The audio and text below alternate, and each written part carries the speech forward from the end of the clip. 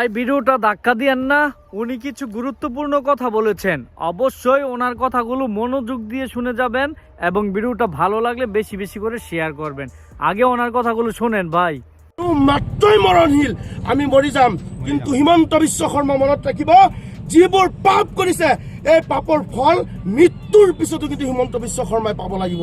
আমাক মুছলমান হোৱাৰ কাৰণেই বাছি বাছি আজি যিখিনি ঠাই আপোনাৰ ৩৮ বিঘা মাটি, ইয়াত চৰকাৰে কি কৰিব? ৰাস্তাৰ ফ্ৰণ্টত থকা জেগাডোখৰ উচ্ছেদ কৰি আছে, পিছফালে মানুহৰ ম্যাদী পাট্টা মাটি, ইয়াত ৰাস্তাৰ কোনো ব্যৱস্থা নাইকিয়া।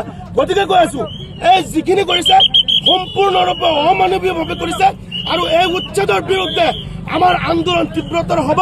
আমি চাই আছো, যদি নিৰাপত্তাৰ ব্যৱস্থা নকৰে, অন্তত ৰূপহীয়া সমষ্টিত যদি যিখিনি মানুহ আজিৰ তাৰিখত উচ্ছেদ কৰিছে পুনৰ সংস্থাপনৰ ব্যৱস্থা নকৰিলে আমি গণ আন্দোলন কৰিম। আমাৰ যি হয় হ'ব, আমাৰ জেল খাই অভ্যাস হৈ গ'ল, কাৰণ আমাৰ মানুহখিনি নিৰাপত্তাৰ ব্যৱস্থা যদি আমি কৰিবলৈ বাধ্য নকৰাওঁ, তেনেহ'লে পৰৱৰ্তী প্ৰজন্মই আমাক খাও দিব।